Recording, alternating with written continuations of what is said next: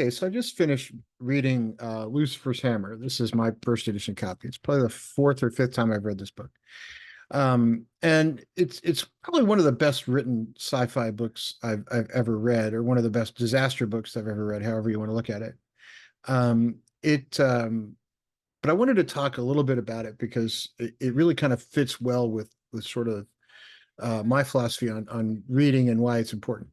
I was talking about it on one of the social media channels, and somebody came after me pretty hard because they felt, oh, I can't read that book, it's racist. And I was like, why do you think it's racist? And we'll get to that in a little bit. But it shows that different people can read a book and interpret it much differently. And some people are going to see things somebody else misses. Some people are going to see things that just aren't there. Some people are going to see things that the author intended. Some people are going to see things the author didn't. And that's kind of why reading is important because it forces you to kind of engage your brain and not depend on someone else's interpretation of a story. So if you go see a movie, you're looking at directors and producers and actors' interpretation of those characters. If you read a book, you're looking at the way the author wrote it, and it's up to you to be that interpreter and to imagine it yourself. But I think that's does a lot to exercise your brain. In fact, there's a lot of psychological surveys that say it does, a lot of psychological studies that say it does.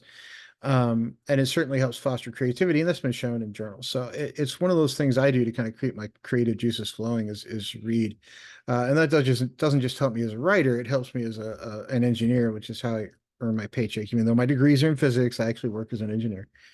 Um, but the book I think is genius in a lot of ways because it's not really a novel about a disaster. It's a novel about people living through a disaster.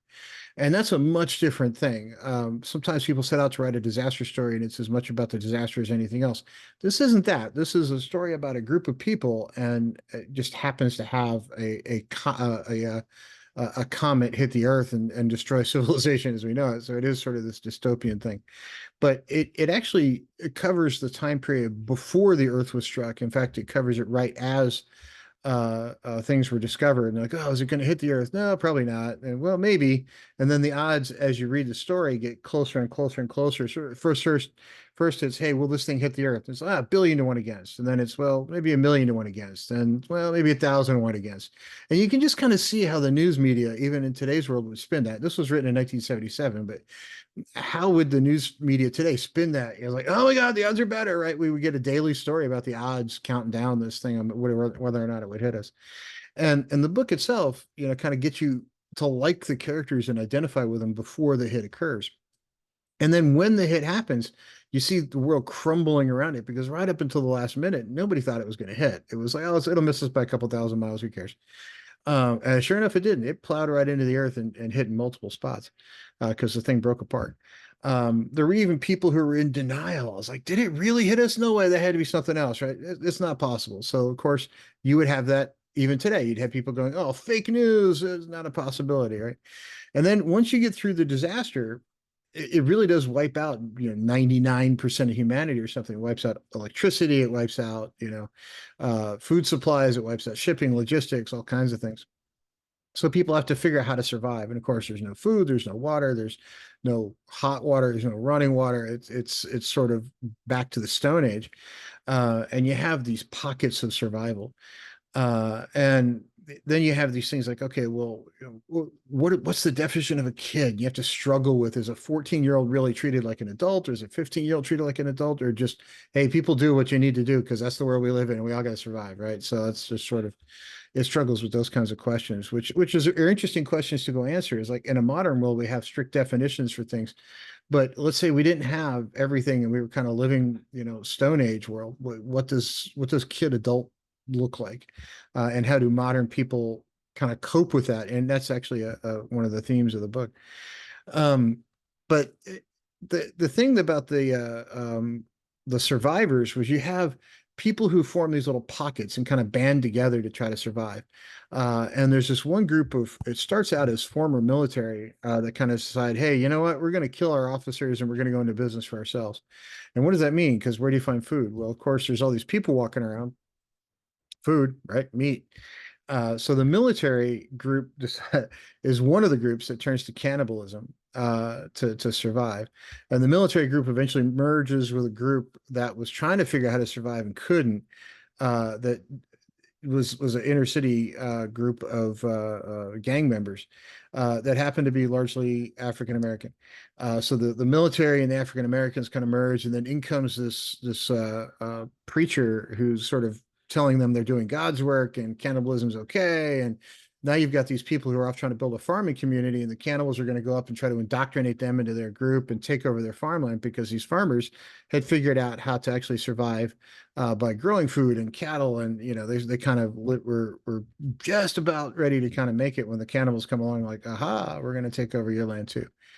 And the racism part comes in because the people who had survived in the valley, up in the hills, or the hill up on the hillsides, the farmers, um, largely white, yeah, largely led by some white people. There were, I think the book even went so far as to point out there were 4 or 5 black people in town, but um, you know, okay, but you had this mixed group of white, black, religious, military, and inner city gang members who were running around the countryside, eating people. And of course, a big battle commences, and that's where the racism somebody was claiming the racism came in because the people in the farmland didn't want to lose their farmland to cannibals because that was the deal, right? The cannibals were coming up to try to take over the farmland. And of course, the people in the farming community had gotten really well organized, and they had a couple of scientists and engineers running around who'd kind of made it that far, somehow gotten out of Los Angeles and up into the hills. And they said, look, we can kind of figure this out. We can figure out how to attack back, and we can build thermite grenades, we can build this, we can build that, we can build chemical weapons. And the person that kind of came after me about it said, well, look, they didn't have to gas the black people. I'm like, I didn't really interpret it as people gassing black people. I interpreted it as people not wanting to be a buffet. So I didn't see it as racist. I saw it as I don't want to get eaten, right? And yeah, were there people on the other side that were black and people on the other side were white? Yes, there were. Yeah, but that wasn't what it was about. It wasn't about race. It was about not losing what's going to actually keep you alive, a struggle for survival, and just using the tools we had because they were outnumbered. They were absolutely outnumbered and going to lose that fight. So they had to resort to let's do this smart instead of by brute force. So I don't know. I didn't interpret it that way. I looked carefully trying to see if there's some way I could rationalize it to say maybe it was. Some of the language in it is, late 70s kind of language. So you kind of see that it was a little bit different, but I didn't see anything racist in it. I looked hard. Happy to be wrong. Happy to have a civil discussion about that if anybody had a different interpretation of it. But I sure as heck can't find, didn't see it that way. So if you haven't read this, I know there's been a bunch of spoilers in this, but it really is worth reading, even with everything I've told you about the story, which you can probably find on 50 websites. But it is one that I think is very well done. And if you have not read it, it is definitely worth the time. And if you read it years ago, pick it up again. It actually does hold up on second, third, and then so it turns out fourth readings. So everybody have a great day. Click like, subscribe, follow, dislike, whatever. And remember, the point of this channel is for me to help people see that there are things you can do out there that are more creative pursuits instead of just, let's all try to be logical and reasonable. And, I get the logic and reason, but I do think people can learn and foster creativity in their lives. And I think this is a very important thing. And everything I try to talk about are things that are more creative pursuits. So everybody enjoy, and sure, I'll see you again on the next video.